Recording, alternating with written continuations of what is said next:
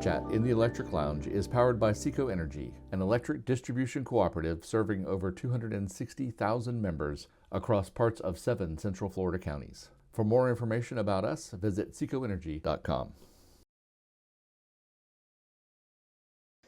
Welcome to Power Chat in the Electric Lounge, where we talk about the people, ideas, and opportunities that keep our cooperative moving forward. I'm CEO Curtis Wynn, and today's episode is a little different. Instead of me asking all the questions, I've invited our Vice President of Human Resources and Corporate Services, April Brown, to turn the tables on me.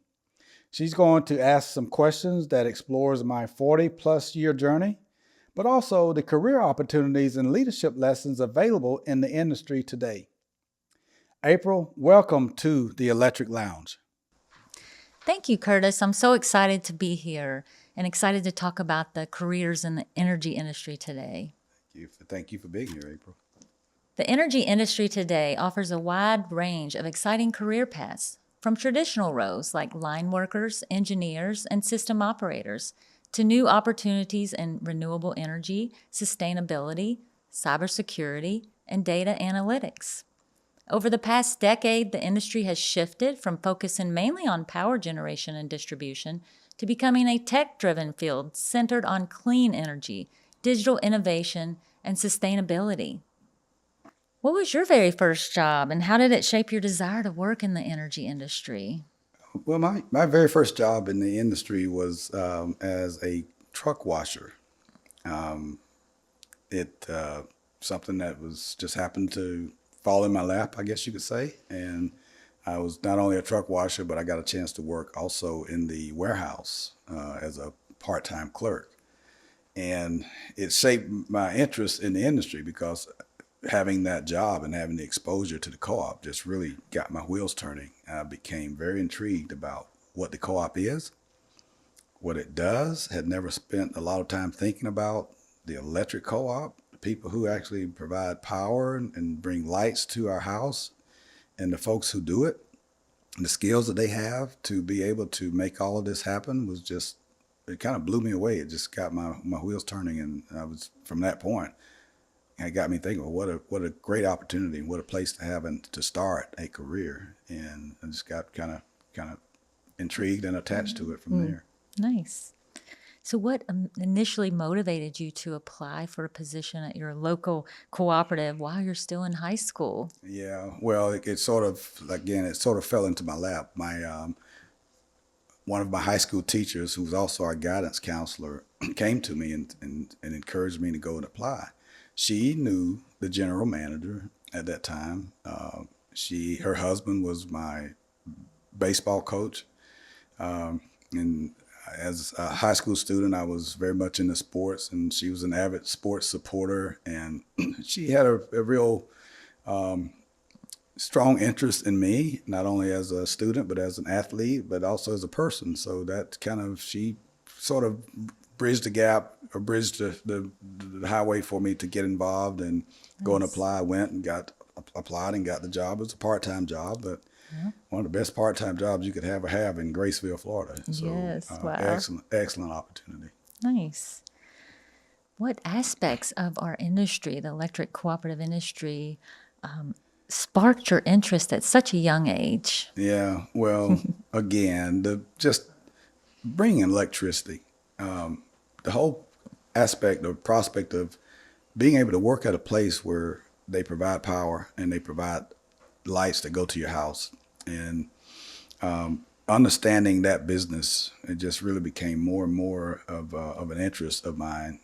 And the people, wow, I could tell that people who worked at the electric cooperative were good folks, genuine, sound people who had a lot of pride in what they did. So it's something that just stuck with me at a young age. That, hey, these are the type of people I would love to be involved with on a day-to-day basis and have the opportunity to work with. Nice. Was becoming a CEO something that you had your sights set on early, or did it involve in unexpected ways? Well, no. At 17, 18 years old, I was just happy to get a job. a decent job, which that really was a decent job, even as a part-time job, to be able to learn about the co-op, learn how to drive a huge bucket truck, something that was exciting, to be around that type of environment. So no, had no clue that I would ever advance to be a CEO. It wasn't even close to being on my radar. Had no idea at that time. So just happy to get a good job. Here at SECO, we have several entry-level positions that provide a good foundation for future growth, such as member support associates. Looking back, what was the turning point in your career that set you on this path to leadership? Yeah, the turning point really was when I graduated from high school.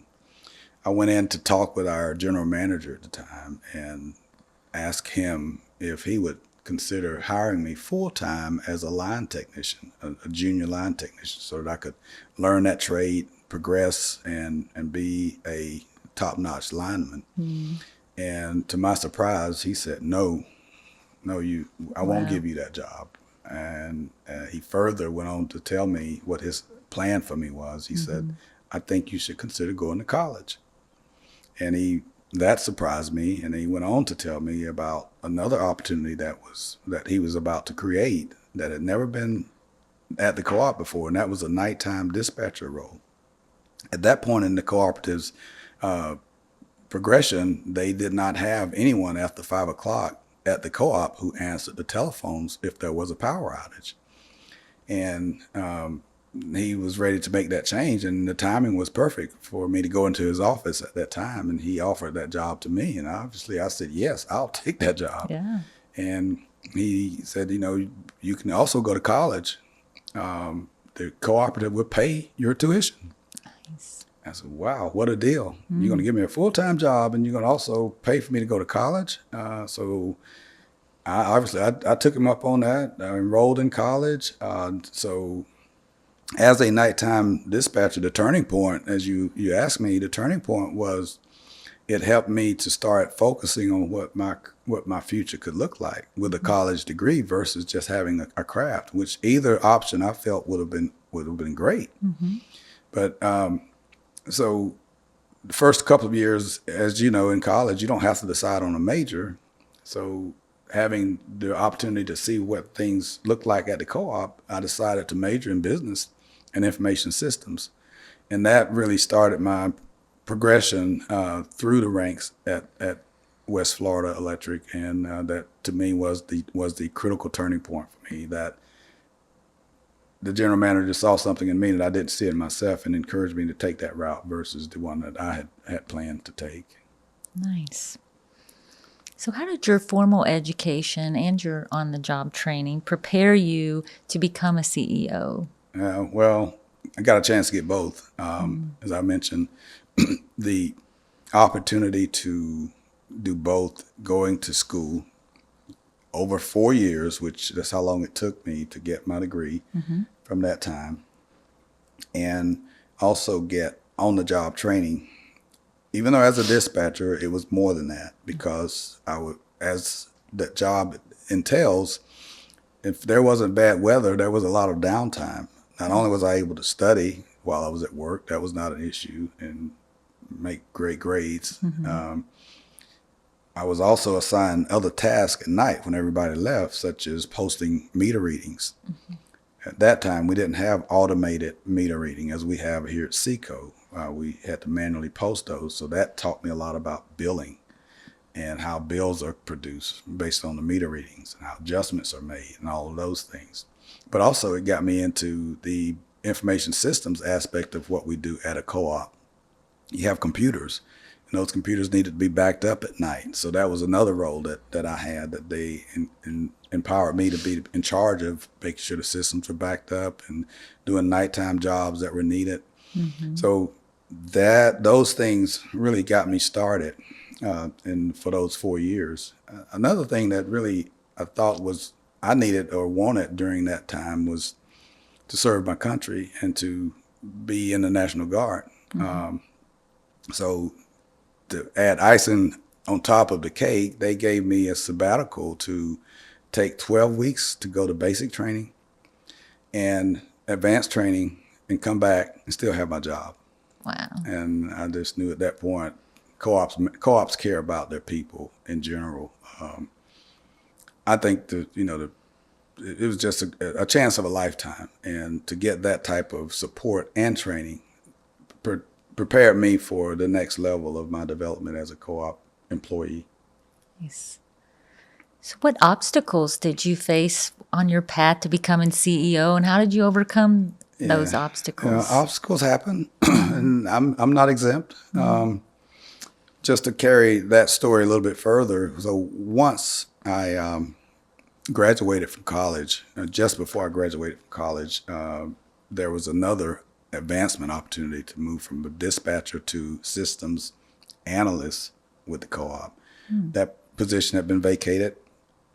I was well suited for it. I was actually supporting the systems analyst that was there before me with some of the nighttime stuff that she would assign to me. So I asked and was successful in getting that job. Still had one semester of college left, so the stipulation was that we'll shift you to daytime, full-time systems analyst with the stipulation that you finish and get your degree. If you don't get your degree, you're going to lose the job. So we made that adjustment, and things worked out. Got a few other promotions to supervisor, manager, vice president was the last job I had. But getting to the obstacles, they are going to happen. And my first major obstacle is that at that point, now, although I wasn't ready to be a CEO then, 16 years into my career there, I felt that I was, but wasn't. I was denied that opportunity as I applied to be CEO. The best I got was what I felt was a perfunctory interview and just a no, which it happens. Right. But what I would say about how do you deal with it is, in my case, it just really caused me to dig in and work even harder, because obviously I wasn't quite prepared for it. So the thing I would say is objections and obstacles happen. It's what you do as a result of those that matters. In my case, I dug in, worked even harder, wanted to prove myself even more. I even developed a chip on my shoulders just because I wanted to prove that I am capable. So it was a setback, what I thought was a setback. But when one door closes, another opens. I will honestly say to you, I wouldn't be sitting here now having this interview with you here at SECO had that door opened. So in hindsight, I'd say to anyone not to be totally discouraged about obstacles or setbacks. Just move on and wait for the next opportunity. Yes. How did you know you were up for the challenge of becoming a CEO at such a young age, at 34 years old? I just felt like I had paid my dues. And I knew that my work ethic was indicative of what it takes to be at that next level. In comparison to other examples that I saw of other people who had advanced to that level, I knew I had as much or more to give than what I had seen. And I was motivated, very hungry, wanted to advance. Even there was another opportunity that was sitting in front of me, is that if I became successful at 34 years old, I would have been the first African American to move into that role. So that kind of got me even more motivated. And so just knowing who you are, knowing what your work ethic is, and having the confidence in your ability when you know you put in the time and effort, that's where I was. And that even at that age, I was ready. Nice. So in my role here at SECO, my team and I are constantly looking for strategies to help employees move from technical roles into leadership positions. For example, one initiative we came up with this year was our Power Up Academy, which is our learning management system that we're utilizing for a pathway for employees to see their career path. Is that consistent with how you approached your journey? You know, April, I am so excited about Power Up Academy. Yes. You know, you outdid yourself on that one. I'll just say that. To have, the only thing I'll say is that I wish you were my HR director back then, because I didn't have a tool as productive and sophisticated as what you've just created for SECO. However, in the same realm, what the basics were the same: getting training, understanding where I want it to be, where I wanted my career path to go, and identifying the training that I needed, the support that I needed to get to that level. Much more antiquated back then than what you've developed for our team members here at SECO, but the concept is the same. Yes, I attended courses. Yes, I went to training. Yes, I called on other people who were in the role to give me advice, which is another huge benefit we have as the electric cooperatives. No other industry that I'm aware of has the camaraderie and the willingness for co-ops or team members from one co-op to share all of their ideas, all their secrets, all their success stories to a team member from another cooperative, just so they can be as advanced and to take advantage of those same learnings. So I think conceptually it was basically the same thing, but what you've created with our system, our learning management system, has taken us to a whole new level. Nice. So beyond technical expertise, can you give us an idea of some interpersonal or leadership skills that are valuable to employers today, whether or not they aspire to become a CEO or just a leader in their respective area? Yes. Communications, what we're doing now. Communications is paramount. Interpersonal skills, the ability to collaborate.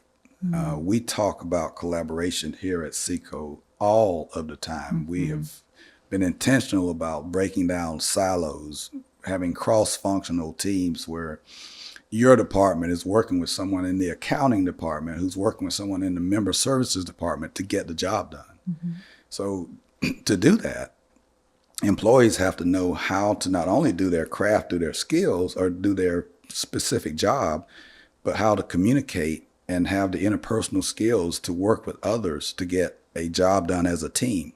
Teamwork, team building is another trait that you have to have. So I think those are the kind of skills that I think can allow a person to move to the next level. And also understanding the needs of the people we serve, and that's our members. Being grounded in what the pain points are, to having empathy. I know we work with training our frontline call center people to understand what that member is going through when they call. They might be in a bad mood when they call, but there's a reason for it. So to have empathy for your customer, that's another skill that everyone should have. Not only the frontline member services people, but also that staking technician that's out there interfacing with the members, that line technician, to have that interpersonal skills and respect for the members. Nice. So who are your mentors or role models, and what lessons did they teach you that continue to guide you today? Well, I'm just like probably a lot of other folks. My role models were my parents, and what they taught me and my 9 siblings was that there's nothing wrong with giving a hard day's work for a good meal when you got home from the farm. Yes. Which we grew up on the farm. We did a lot of farm work and we worked as a family. But it translates to a hard day's work for a day's pay, and treating people with dignity and respect, no matter what the circumstances are. Being spiritually grounded in your upbringing, having God as a guidepost for you, and to make sure that you carry that respect forward. Treat people right. I've always tried to keep that as a part of everything I do. If you treat folks right, they'll do wonders for you, and that was all ingrained in me as a child, and it sticks with me as an adult. Love that. At SECO, we're always talking about culture and how we cultivate our teams. How would you describe the culture here at SECO? The one word I would use is that it is evolving. Yes. And evolving in a good way. I think culture really, the foundational part of culture is having a clear vision, a precise mission, and a solid strategy to make those two a reality. Here at SECO, our vision, of course, as you know, is to be the preferred employer in the region. We want folks to want to come to work here. If we don't have a good culture, people might come, but they will not stay. The other part of it is we all have to be clear about our mission. What do we aspire to do? And that is to serve our members with affordable rates and good quality service, and to make sure we're community partners. That's our mission. Then you have to build a strategy around that will make those two a reality. But here's where the culture comes in. The culture comes in when your employees understand those three important things. And we remind our employees constantly, what is our mission? What is our vision? Here is our strategy map. And what we also stress is, as an employee, whether you're a cashier, a line technician, a staking technician, an engineer, where does your job fit on that strategy map? How are you as an employee contributing to the strategy and the mission and the vision? Once, my humble opinion is that when employees understand that, they have involvement. So we did a culture survey, as you know, and one of the places where our employees yearn to be and to have more of was involvement. Yes. Because I believe they said that because they want to have a purpose for coming to work. So if an organization has a clear mission, a clear vision, and a strategy, and employees understand where they fit in, they're involved, and they have a purpose. And doing that in an electric cooperative environment, when we're here for one purpose, and that is to serve our members, not make a profit, not satisfy shareholders, but serve our members and give them the quality product that they need and deserve. And our employees are bought into that. That's when you have a good culture. And I think we're working very hard to make that a reality here at SECO. I love that. Purpose. There's two important days in everyone's life, right? The day you were born and the day you figure out why. That's couldn't have said it better. Love it. Absolutely. So how would you describe your leadership style or philosophy, and how has that changed over time?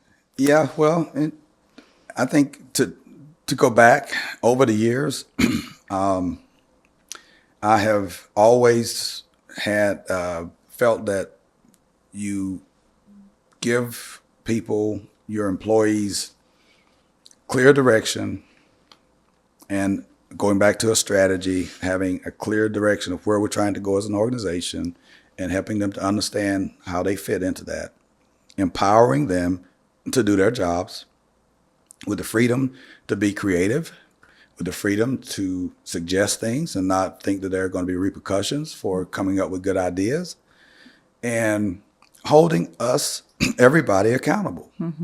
There is an accountability part in that. Yes. But you can't do it and be afraid to make a mistake.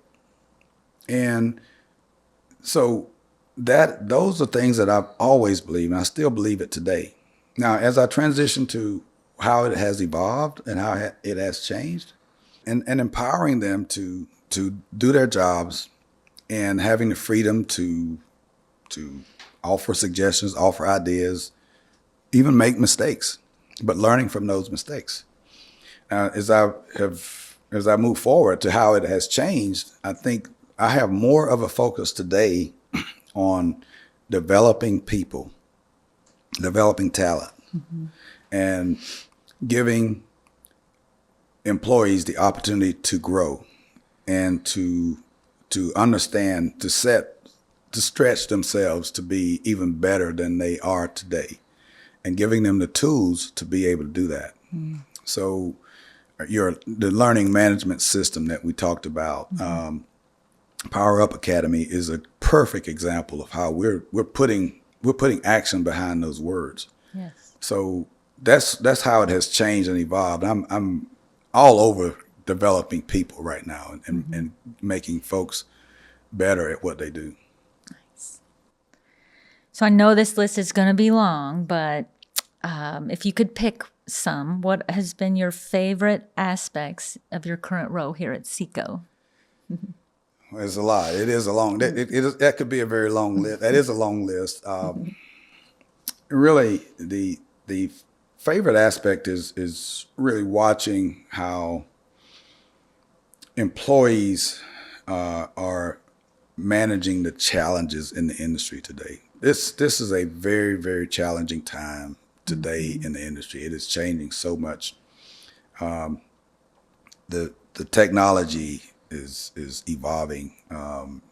The expectations of our members is evolving. The ability to have enough resources to serve our members, to have supplies, transformers, to be able to get the material and things that we need is becoming more challenging. There are more challenges today than I think there's ever been. But for those who are in the industry today, as I know is the case here at SECO, you've got to love that stuff. You got to be a little bit crazy just to love those challenges. And that's what I see at SECO.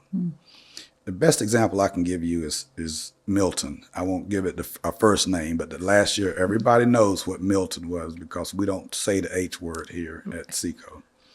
Everybody knows what Milton was, but to watch this team take on the biggest challenge in the history of this cooperative and to restore power within 7 days after the devastation we saw is the best testament for what it means to be a cooperative employee. And for me to be the leader of this team and to watch all of that has just brought so much gratification. Even over the 40 plus years I've been in the industry, it eclipsed all of that just to watch what happened last year. And that's the kind of stuff that is exciting. And there's so many other examples, but that's the big one. Yes, I would agree with that. What advice would you give to someone out there listening today that aspires to be an executive? Wow. So the first thing I would suggest and advise is that they should first master the craft that they love, whatever that is, and be good at it. And then build upon that, because if you don't really love what you do, it's hard to be effective in it. It's hard to excel. So, and once you get that foundational piece, look for ways to expand on your knowledge by self-improvement, whatever that may be. As we talked earlier about learning, doing more around communications, interpersonal skills, working with others.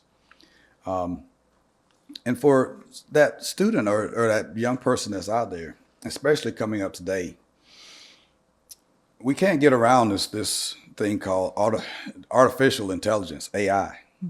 I just think, and I was sharing this with my son just a few days ago. He was like getting ready to go into an interview, and he said, "Dad, should I talk about artificial intelligence?" And maybe I shouldn't, because that's going to take my job one day. I said, "No, son, no. You've got to talk about it and make sure that whoever you're interviewing with understands that you know what AI is all about and you know how to use AI to do your job."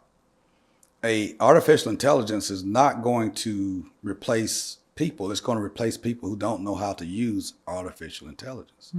So those are some just nuggets I would give to anyone listening. This is, hey, think about what your passion is, build upon that, and always be open to technology. And right now, the technology of the day happens to be artificial intelligence. Wow, such great advice. So what are some of the initiatives that you've started here at SECO, and how did it lead and challenge the status quo or changed our cooperative story? Well, we mentioned earlier, we have a lot of initiatives. We have a strategy map that's loaded with initiatives. So I'll give you a couple of them. One dealing with employees, the other, I'd say, dealing with that and how we're interacting with our members. The voices in action. I think that has your fingerprint and two of our other colleagues' fingerprints on them. You, Ann, and Tolu really birthed that program. And that Voices in Action is really more, it is totally in line with what we've been talking about, of how we at SECO are empowering our frontline team members to create innovation, come up with ideas on how we can be better, that we can incorporate those ideas into our overall strategy. What a powerful idea that was, to open up the floodgates for ideas and for innovation with the people who are closest to the work. That has been so exciting. We, as you know, we have 10 great initiatives that have come out of that. Yes. Our employees are plugged into that. They're looking for ways for us to improve as an organization in ways that you and I would never be able to come up with because we're not as close to the work as they are. So that's one. The other is our Smart Connect program. And this is where we are engaging with our members to help us cut costs with the biggest expense we have, and that's buying wholesale power to sell to them. So this allows our members who have smart thermostats, who have electric vehicles, who have batteries in their homes, to engage with us, their co-op, to shave the need for power when we have high demands for electricity, which is when we pay the most for electricity. So what an idea, what a way for the members to take part in controlling costs that they would have to pay. So that's an exciting program that is putting us right in there with our members, making it what it is, and that's the cooperative difference, where members can participate in how the cooperative actually manages its costs, and it also creates a savings for them. I could go on with 15 more, but those are the two at the top of the list that I believe are just indicative of what we're trying to do as an electric co-op. Thanks. What about the high school students? What advice would you give the future of work to students who are graduating high school today? I would tell them to have an open mind. There was a point in all of our lives, probably, and I won't say all of our lives, but most of us, that the ideal way to make a good, honest living was to graduate from high school and go to college. That has been proven over and over again. That's not always the case. And I think there's this resurgence of taking a look at the crafts. I look at the hundreds of line technicians we have here whose jobs do not require for them to go to college. But they are some of the smartest, brightest people we have in this organization. And they have some of the most important jobs of anyone in the organization. They're the ones who keep the lights on. So as a high school student, it depends on who you are and your personality. Not saying that going to college is a bad thing, but be open to other trades, crafts, and skills that could allow you to raise a family, make a living. And also realize that that passion of yours may not translate into a good living. I'm going to bring my son into it again because his aspiration, he loves gaming. So he thought that gaming was going to be his career. But the pathway to get into that as a career is not like playing games. So sometimes your passion does not align to 15 years from now raising a family and supporting your son or daughter going to college. So you got to have a balance of understanding what the career paths are and what matches up with your personality and your things that you love to do. But it may not all perfectly align, so your passion may not always convert to your and to your career path. And again, I'll bring AI into this conversation again. Don't ignore AI as a student. That's probably blah, blah, blah to them because they're so far ahead of us that they already understand that. But I just want to mention that that's another part of my advice to any student. And if you love being local, you need to come talk to SECO Energy. Yes, sir. I'm just going to put in a Yes, personal sir. plug because Yes. we're hiring. Yes. So those are some things, especially that last piece. Yes. Yes. So, final question. What do you hope to be your biggest impact as a leader, or better said, what do you want to see as your legacy? Well, I don't know, April. I think as long as I leave the place better than I found it, I will have accomplished that. And the day that I walk out of the door, I expect leaders like yourself to just flourish in my absence as much as you are in my presence. So that's going back to that leadership development piece, because the legacy is what you do while you're here. And it matters. That determines what happens when you leave. And when I leave, the place should be better than I found it. So that's my hope. That's my aspiration, and I hope it comes true. Wow, I love that. Thank you. April, thank you. Thank you for guiding the conversation today. If you're interested in exploring careers in the energy industry or at SECO Energy, visit SECO Energy's careers page. High school juniors, don't forget to check out the Youth Tour application. Opportunities like this can shape your future.